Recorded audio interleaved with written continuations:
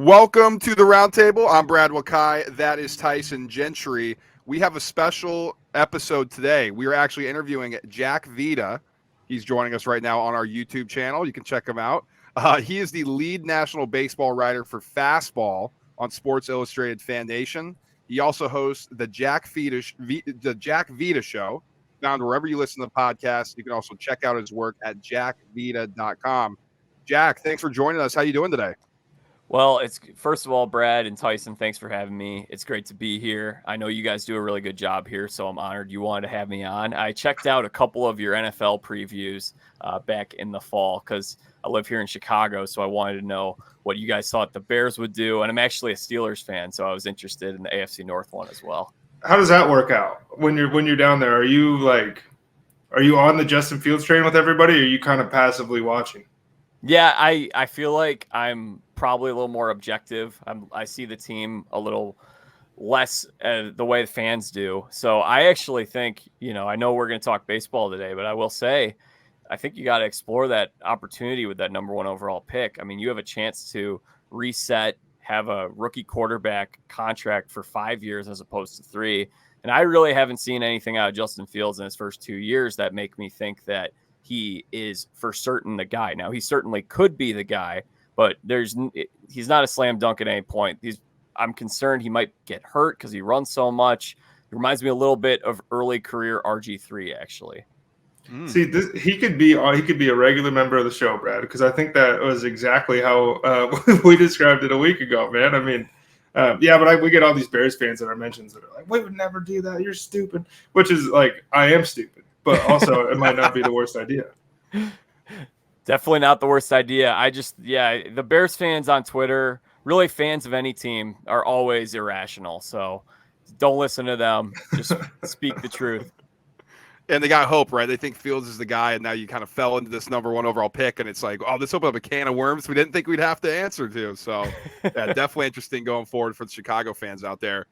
But Jack, we brought you on to talk some baseball. We are getting close. I can't even believe it, man. We're getting closer to the baseball season and kind of an explosive offseason, which we'll touch on with you. But first, we just wanted to get introduced to you and your background and how you ended up at SportsCenter Fansided. So first of all, thanks again for having me. I guess I already said that, but thank you again. I appreciate it. So yeah, I graduated college 6 years ago. I went to Valparaiso University. Hard to believe it's been almost 6 years. That was May 2017. Time's going by real quick.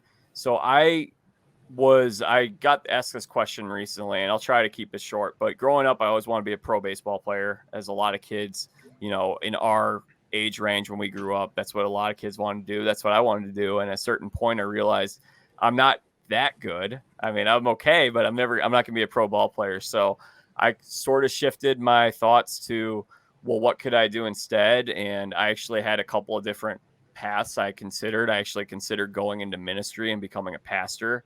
But I ended up finding that I felt like my gifts and the things that I was best at involved writing and talking and having just an obsessive sports memory, sports knowledge, just obsessively growing up as a sports fan, watching ESPN at the time, ESPN Classic, ESPN Century, all that stuff. And then so I ended up actually going into my senior year of college. So I studied communication at Valpo. I was really excited to get out of school. And the summer before my senior year, I actually got really sick. I actually was diagnosed with an autoimmune disease called Graves' disease. So my thyroid levels were overactive. By God's grace, I was able to still graduate on time. It was a really rough year. But I moved back home. I needed to take a little bit of time to get healthy. I couldn't look for jobs or anything. So I was just living with my parents and I started my own podcast because I couldn't exercise. I couldn't work out. I couldn't work. I couldn't travel. There's a lot that I couldn't do. So I just tried to make the best of the situation that I had. So I started a podcast. It's grown over time. And then during COVID in 2020, I built my own website. So I was doing a lot of what you guys have been doing just with the independent content. And then last year in 2022, I really started working hard on applying for jobs. So I did have thyroid surgery. I got healthy, and it was right before the pandemic hit. So I feel like everyone's got a story of like, I was right about to do this, and then COVID wiped that out for me. So I spent 2020, 2021 just doing independent content and working as a substitute teacher, walking dogs, doing a flurry of those kind of jobs just to, be able to pay off my student loans. And then this past year, I was searching for jobs, doing a lot of connecting, and I was able to use a lot of what I've done with my independent content and then my background with when I was at Valpo, I covered the school basketball team for the student newspaper, and I called some games on ESPN3, and I got to get really involved there. So I think I was able to combine a little bit of what I did in my own independent stuff with my education and some of the internship stuff that I'd done. And I just got incredibly blessed, had an answer to prayer, and got this job over with Sports Illustrated Fan Nation back in August. So I've only been doing it for a little bit. It's incredible. When does the realization hit you that you're not going pro? Because mine was early. I went to a travel baseball tournament and looked around. And I was like, oh no, I shouldn't be here. But it's different for everybody. What age were you? I think I was going into high school. So it was right before you like sacrifice all your summers to start playing travel baseball. I realized like, I don't know, man, I want to do something else. Yeah, there's that line in Moneyball where they say like some of us are told at 18, but some of us are told at 40, but we're all told. And for me, it was probably right around when you were told, I guess. I think I realized it. There was a guy who went to my high school who's actually a mentor and a good friend of mine who played on the White Sox. His name's Mike Huff. And Mike Huff was a guy who he would always tell me as a kid that he didn't get really, really good at baseball until he was like in 7th or 8th grade or in high school, when that was when he took off and just became the best guy in his grade. And before that, he was kind of somewhere in the middle of the pack. Obviously, he was good, but not great. And so I think I clung on to that hope that I was going to hit that late growth spurt or something like that. And then around that time in junior high, I was just like, yeah, this isn't going to happen, sadly. Yeah, I was a baseball player elementary school, and then I actually moved to a new spot, actually to Missoula, in between elementary school and middle school. And I was like, man, I kind of like golf better. And so that took the decision out of my hands. Do you get to play a good amount of golf in Montana? You get good weather for it? We get called a conservative 3.5 months of good golf weather. And then if you're crazy like Brad and I, you can be out there for about a month around that. But you gotta be playing yellow golf balls and stuff because you're going in the snow all day. You gotta have gloves, long sleeve shirt, all the gadgets. It's barely golf at that point, but something. Yeah, I want to move to Arizona or Florida at some point, and part of that would be so I can play year round, because it's brutal. You get 3 months of it here in Chicago, maybe a little more than that, but it takes so much effort for me to get my swing back and to get my timing back and everything. And then by the time I feel like I'm actually peaking, the summer's over, and then I don't get to play for another 6 months. Well, and how brutal was it for the whole car ride over? You're with your boys and you're like, dude, I'm going low. And then you get there, you spend $140, you shoot a 96 or whatever, and you got to, like, that's no fun. No. Be a lot better if you could play year round. Yes. Absolutely. All right, Jack. So appreciate the background information that you just gave us there. Tyson, he wanted to start off with a hard-hitting question for you. So I'm gonna tee this up for him. Well, when I was on your website, Jack, I noticed you said try to stay out of politics and you don't like to be political, which is fine. We agree with that. But then I go on your Twitter and you tweet 2022 Qdoba greater than Chipotle. And I just am wondering how you can kind of divide party lines like that. Oh, that's hilarious. So you know what's funny is I was a big Chipotle guy for a long time. And the Chipotle locations here, I've noticed this. It's very hit or miss with the locations with Chipotle in the year 2020. Oh, did I say 2022? It's 2023. My bad. It applies. But anyway, yeah. It's still early. It's I'm still working the rust off this year, I guess. But anyway, yeah, the locations around here are not good anymore. Like they're actually actively bad, and I don't go there. But I was out in Arizona last month. I had Chipotle and felt like I time traveled back to like 2015, and it was good. So Qdoba around here is much more reliable than Chipotle. So that's where I'm coming from with that. Yeah, I worked at Qdoba, so I'm a Qdoba man myself when I was in college, and so now I don't see him very much anymore out here in New York, and it's all Chipotle territory, and I'm like, man, I can't cross that party line. I'm still a Qdoba man at heart. What's funny is you mentioned my website, and I haven't updated the bio on my website since I launched it 3 years ago. So I didn't even remember what I had written on there. Oh, I could have made something up then. I should have I could have gone all the way in. All right. Now that Tyson got his hard-hitting question out of the way, Jack, we got to know, from you who writes about the sport professionally in MLB, I think everybody's wondering what in the world was going on with the Carolos Correa signing this offseason, because I've never seen anything like that. The guy was on 3 different teams, and that was quite the journey. Yeah, so what happened was Correa got 13 years, $350 million by the San Francisco Giants. The day that his introductory presser was scheduled for, members of the media were planning on going to this press conference, and all of a sudden they just say, okay, we're postponing this. That was weird. That made me think something must be up here. And there was then a report about there was a concern about his physical, because obviously all these contracts, or at least most of them, are pending physical and how the medicals look. So anyway, then hours later, like in the middle of the night, we get a report from John Heyman that he's actually signing with the Mets. And the thing that I think was really the surprising part was the Mets part, I'd say, because it was like, we're going to sign Correa, but we're not going to play him at shortstop. Whereas Correa, in my opinion, well, I shouldn't even say this is opinion.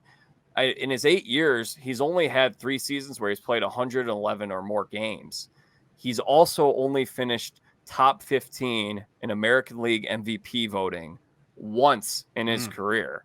So part of the lure of Correa is the fact that he's a very good defensive shortstop in addition to what he's capable of doing at the plate. So you're signing him for 12 years, $315 million to play third base, a position he's never played, when typically third base is a position where you want a guy with maybe a little more power or just more of a bat rather than the whole package. You obviously would love a guy who's like Machado or Arenado, who can be good defensively at that position.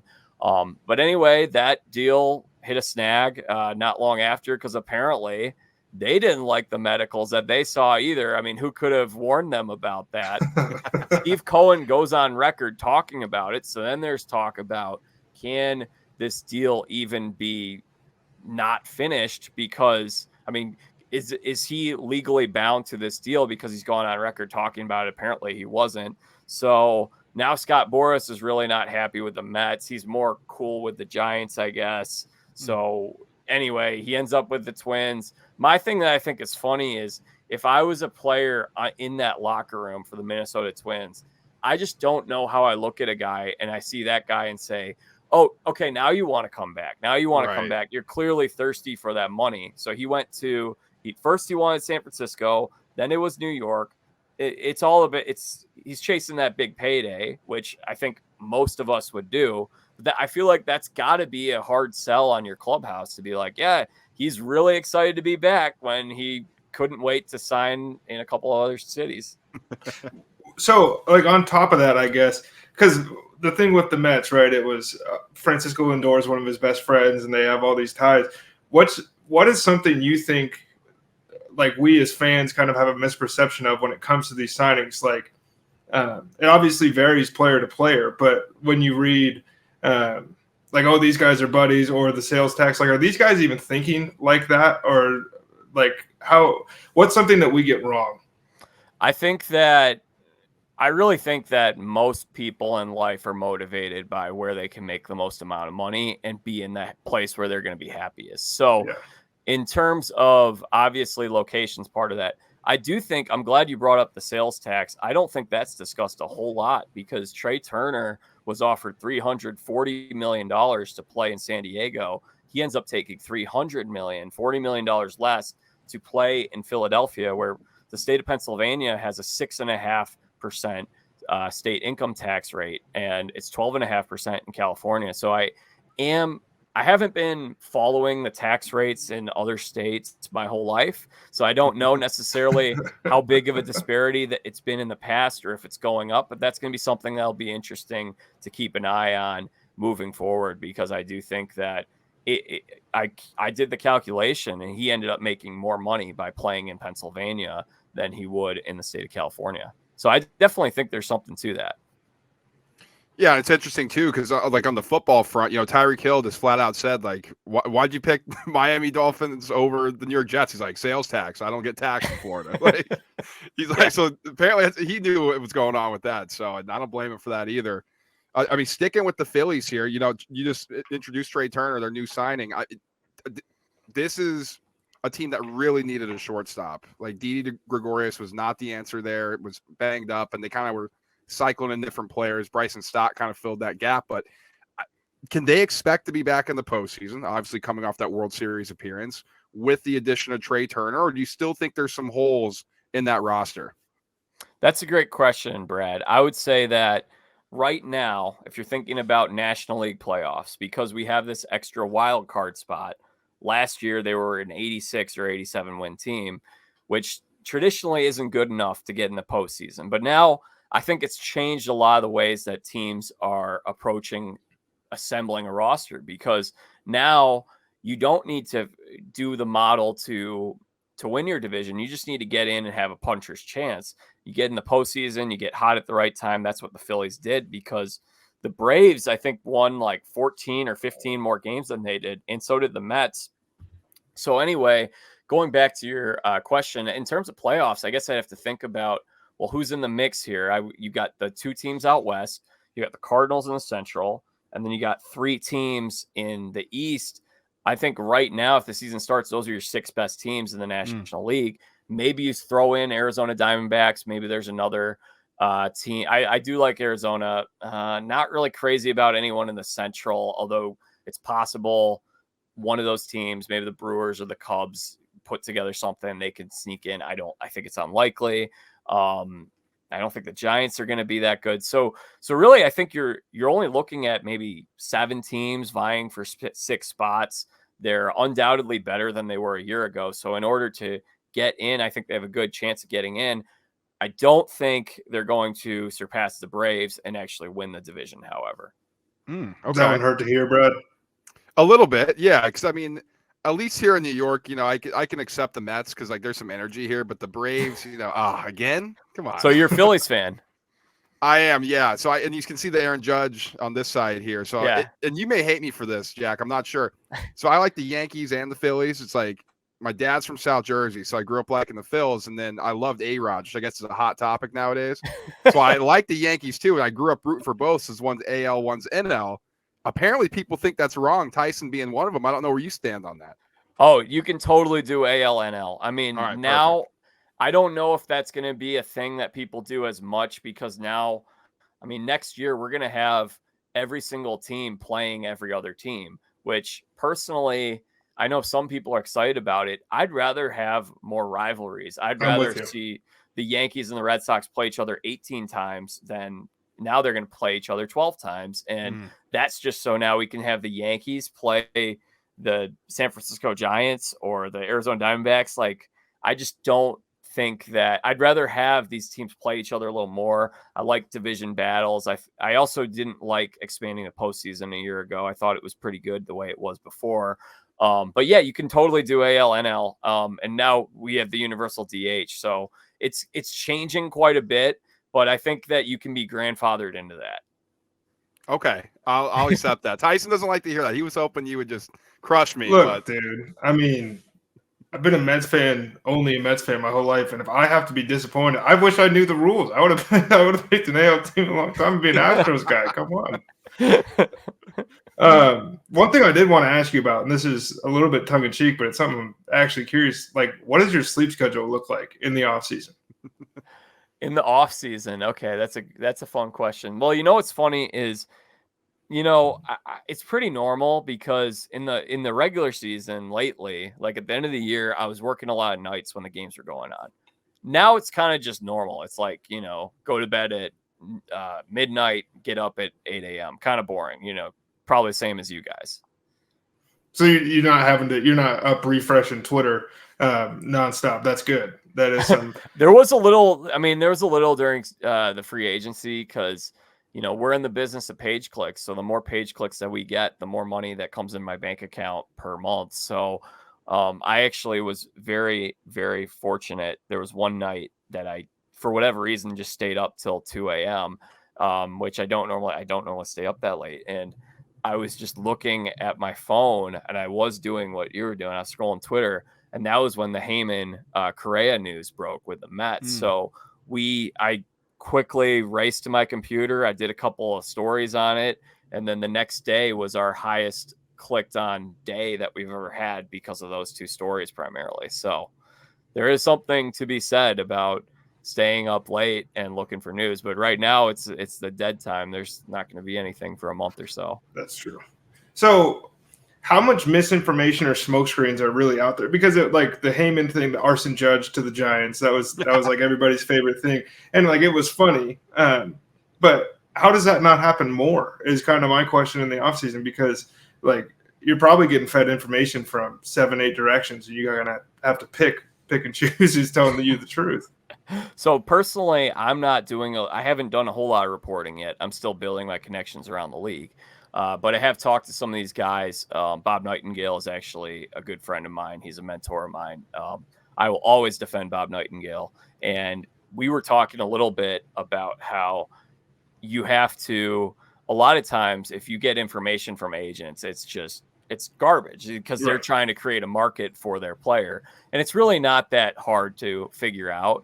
But I mean, hey, maybe some guys, they just take that information. They know that they're going to get some page clicks or attention by tweeting something about it. And then I do think that something that has happened actually is, and I don't know, I don't want to give any examples or anything like that, but I have heard that something to kind of be on the lookout for is if an agent, typically a player, if they, for whatever reason, don't like some guy, they might leak, hey, I'm going to go to this team, have someone leak that to the guy. So then he has a fake report, and then that guy looks like a moron. So that's the LeBron strategy. LeBron do that? I mean, he's been feeding Woj bad information for about a decade. You only trust his boy Windhorst. That's true. No, that's definitely interesting. That's definitely something for people out there consuming this to keep in mind, especially in the social media era. Like it used to be, back in the day, right? Like even when we were growing up, you just read the newspaper, or it's like you have to be reputable to be in the newspaper, clearly. And now it's any Joe Schmo can just get on Twitter and just, well, this is what I hear, just kind of put together a fake profile, and word spreads fast. So definitely, I feel like in free agency time for any sport, definitely be careful. So that's definitely a good kind of look behind the curtain. It's not just agents anymore; it's players who can kind of share that misinformation. Yeah, 100%. And also, the thing that I think was really interesting this offseason was Elon Musk dropped that blue check mark feature right during this offseason, like right as the offseason was starting. So in the early days of the offseason, there was some guy named Jack Rose, I think was his name. And he was just some random guy who he bought the blue check mark right away, and he put under his profile like MLB Insider or something like that. And he was just tweeting all kinds of stuff that wasn't true. And it looked like a lot of people were taking it right away and be like, yeah, and this Jack Rose. And it's like, well, who is this guy? Like, aren't you want to know who this person is? And the sad thing is right now, it's a race a lot of times to be first and not a race to be right. So, and there are very little consequences for being wrong. So those are the things that are just kind of strange about today's, world. Yeah. I mean, it's definitely, you said it well there, it's like, there's no consequences for being wrong anymore. Like before, you could get fired by your editor or whatever the case may be, but that's for something us journalism nerds on this call, and you can dive into more at some time. But I respect the effort for $8 a month to go that deep into the trolling. I think, that's true. like if you're going to commit. That's true.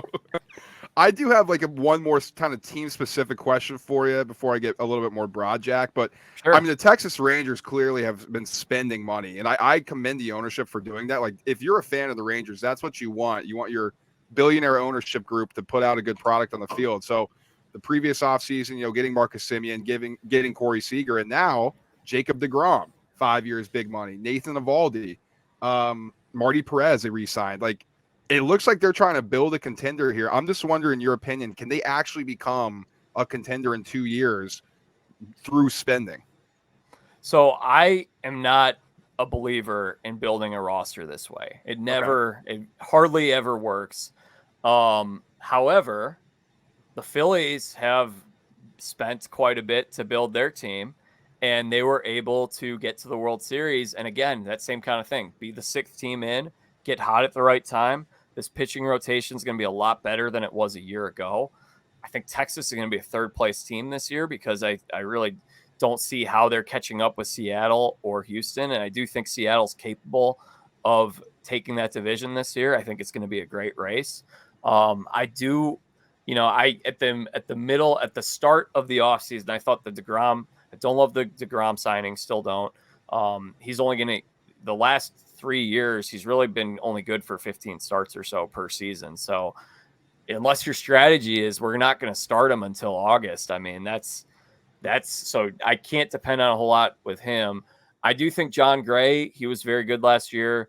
Perez, we'll see. I mean, honestly, don't know if that's sustainable, what he did last year. I do like Andrew Haney. It seemed like he turned a corner last year with the Dodgers. The one I do think was I do think they made what may have been the best free agent offseason signing, and that was the Eovaldi signing. 2 years ago, that guy finished 6th in American League Cy Young voting, and he's only 31, 32 years old. To get him for 2 years, $34 million, I thought that was a great pickup. Now, it's funny because they did the same thing a year ago, as you mentioned. They went after Seager and Semien, and they paid $800 million for just those 2 players. I don't know. I mean, this is a team that the pitching staff, I think they totally made it over. Looks a lot better than it was a year ago, but it very well could be very 2012 Miami Marlins ish. Is that just a product you think of looking around the division and just being like, we can't have this? Like, we can't, like, with the Mariners on the come up and obviously what Houston's been able to do and all that stuff. Do you think that's just a product of, like, looking around and realizing where you're at? Or is this something they really, in your opinion, believe is going to be successful? Well, I mean, Chris Young was someone, I mean, he pitched for the Padres and now he's running that front office. And he was someone that just a couple of years ago, people were talking about as a very good potential GM. So I think I don't know. I think it's a combination of they have some belief in it, certainly. And then there's got to be another element of we just built a new ballpark a couple of years ago and we want people to fill up. We want to fill up this ballpark. So I think it's a combination of those two things. I think the team's going to be, I think the team on paper is good enough to make the postseason. I'm not saying that they will make the postseason. Don't think they're good enough to win the division. See, so we're going to clip that to where it says you think they're going to make the playoffs and you think they're good enough to win the World Series or something. We'll get you.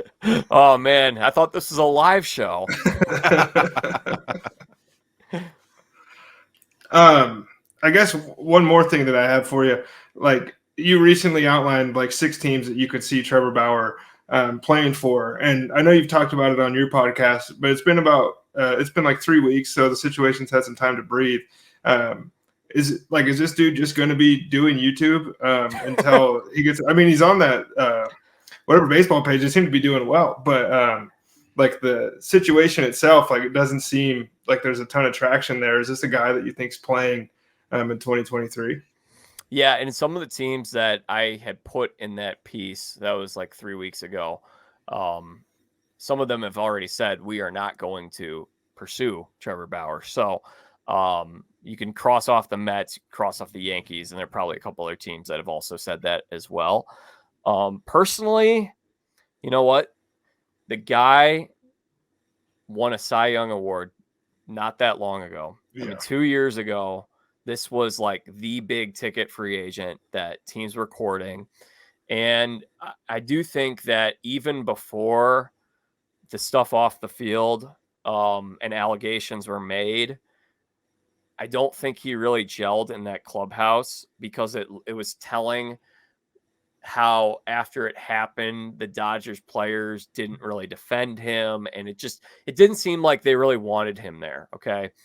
So I don't know. I mean, this is me being a cruel GM and just wanting to win games. But my thought is, this guy won a Cy Young 2 years ago, almost 3 years ago now.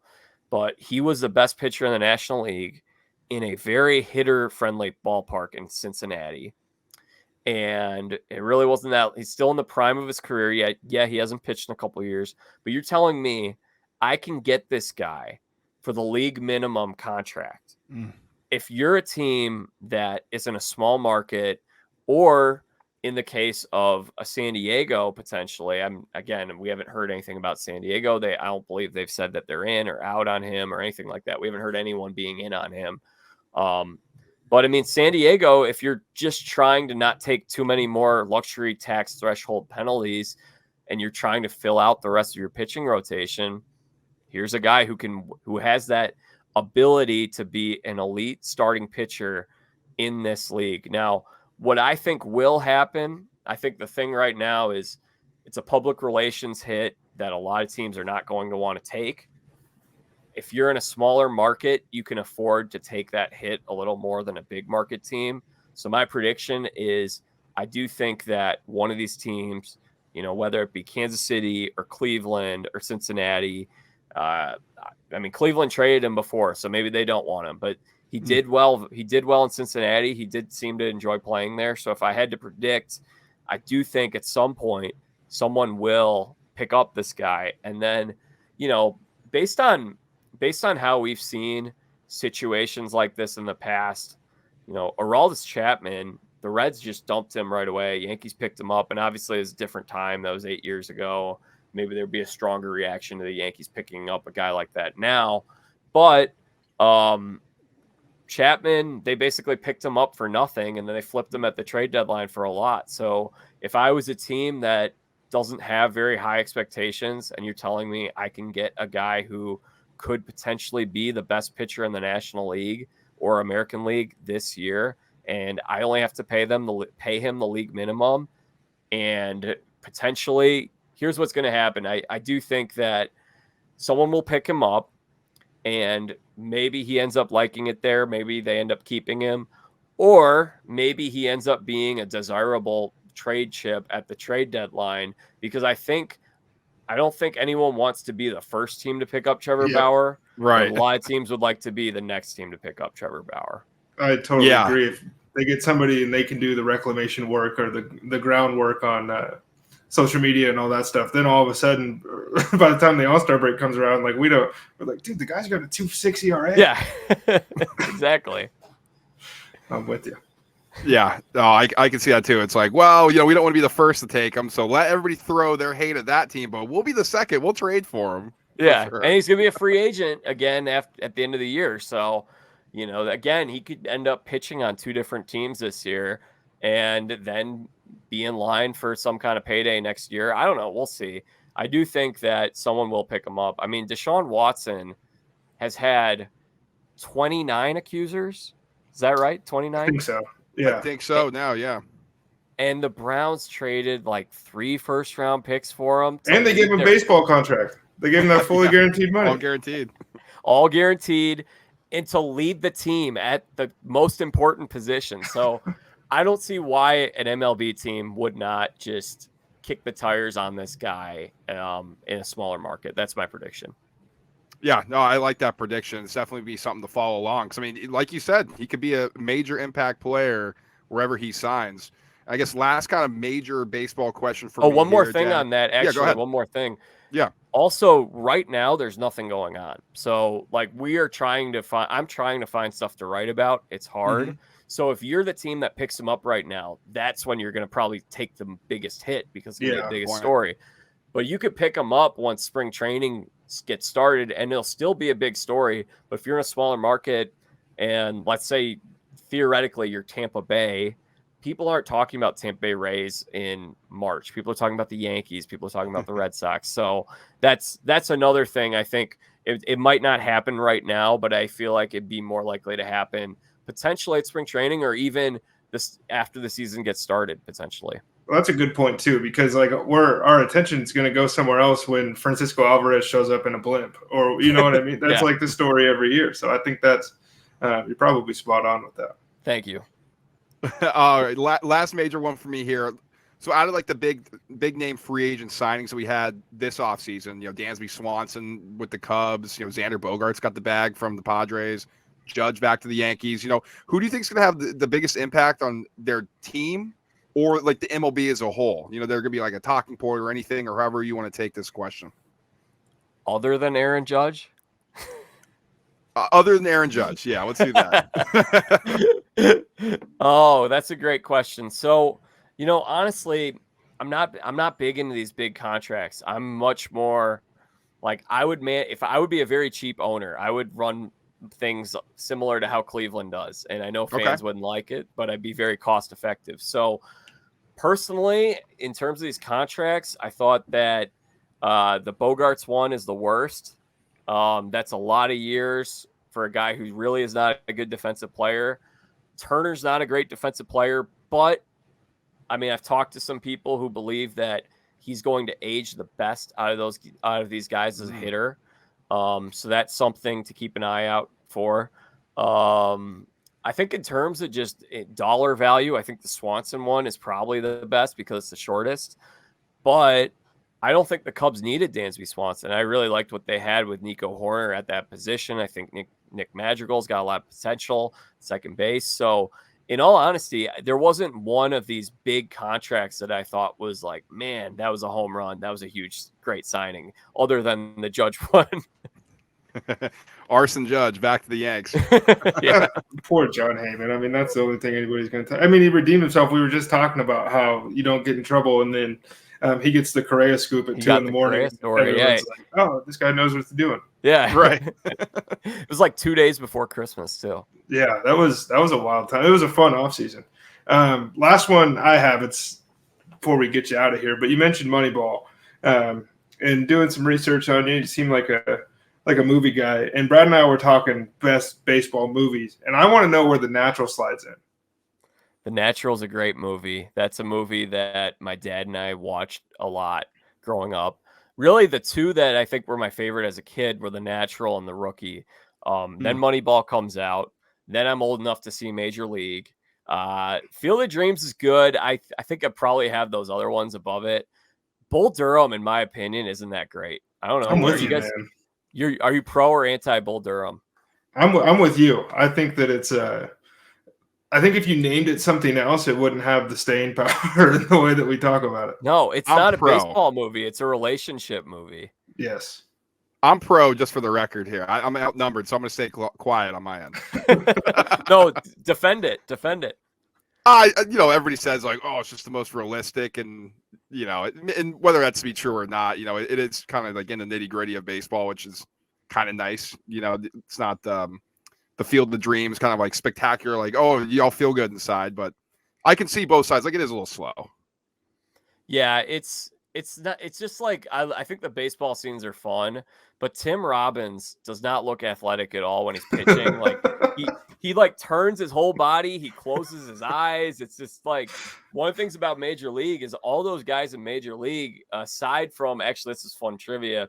So you guys know who was the only one in Major League of the actors who was not a good baseball player? I do not. Was it Charlie Sheen? No, Charlie Sheen he claims that he was throwing 86 because he took steroids when they made that movie. Well, I believe the steroids part, but he claims a lot of stuff. He claims a lot of stuff. He pitched in high school. Corbin Burnson, he was pretty good. Jake Taylor or Tom Berenger, he was pretty good. Serrano, guy who plays Serrano. Okay. I can't remember. That guy, that's a legit home run that he hits in the last game of the season. That's a real home run. He hit that. Wow.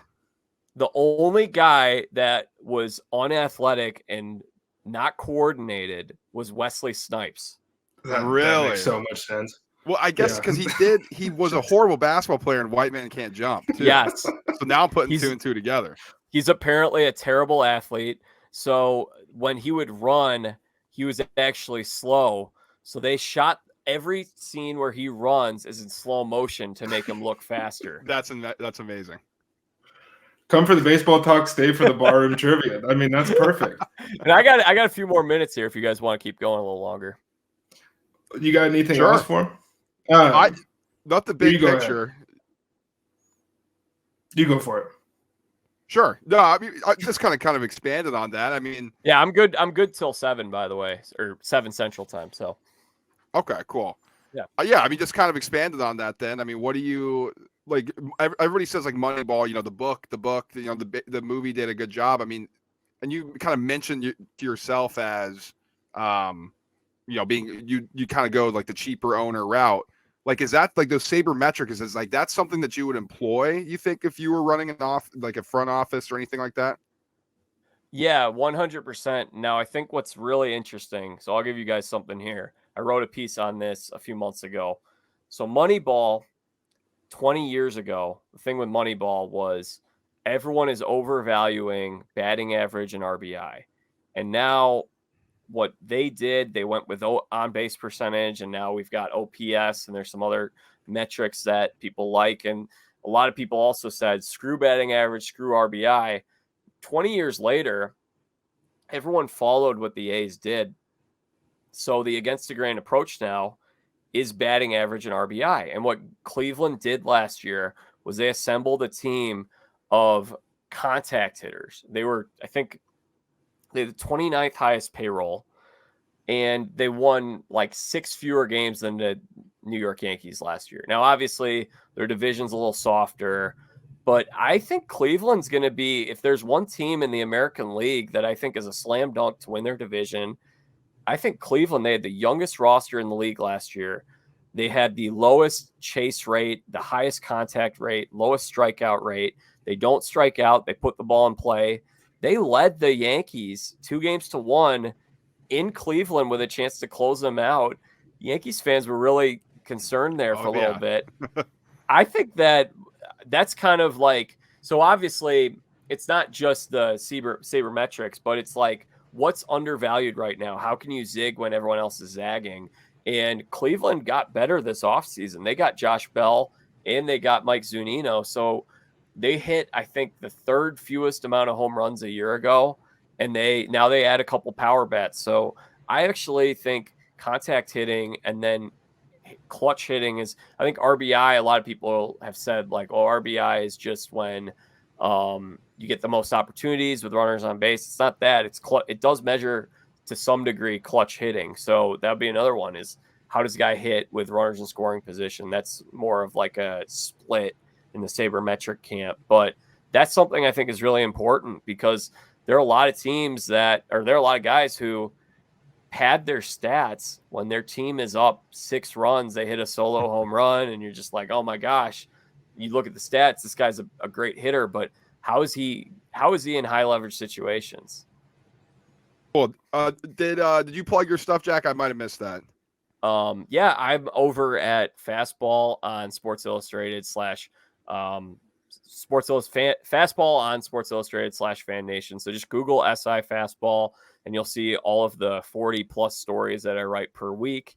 And then right now on the Jack Vita Show, I've talked with a couple of major league pitchers. Ryan Dull pitched for the A's. He actually set a baseball record. He's got his jersey in Cooperstown for stranding the most inherited runners in a row. So he's currently out there as a free agent. He's looking for a team. Spoke with him about what it's like to be a part of the Moneyball organization, the Oakland A's. And then JP France is a pitcher right now who's on the active roster for the Houston Astros, has yet to make his big league debut. So I had him on. But in addition to sports, you guys would know sports talk is evolving. It's not just sports. Now, I did say no politics, so if people are sick of politics and sports, which I am, don't worry, I won't be going into that. But I do have some friends from reality TV shows such as Survivor and Big Brother and The Challenge and The Bachelor. So I have had some guests from that show as well. Most notably, Stephanie LaGrossa Kendrick, who just appeared on a new show called Traders, and she was on Survivor 3 times. And she and I have been doing basically what we do a podcast each month, podcast episode, and we did an episode where we interviewed her nephew who played in the Little League World Series. So that's adorable. Oh, nice. You guys will want to check it out. Yeah, it's called that Jack sounds Vita fantastic. Show. Jack Vita Show. It's on Apple Podcasts, Spotify, YouTube, wherever it is that you get your podcasts, and it's all on jackvita.com. Awesome. Yeah, definitely go check that out if you're listening. Jack, we really appreciate you coming on and hanging with us. Not just talking baseball, but, some other different things that pop into our minds when we do the show as well. Oh, it's my pleasure, guys. Would love to come back and again sometime in the future. But you guys did a lot of preparation work. I appreciated the thought that you put into this conversation. You made it really fun. Absolutely. Yeah, we'd love to have you on again, Jack. We will talk to you soon. Thanks, brother. Sounds good.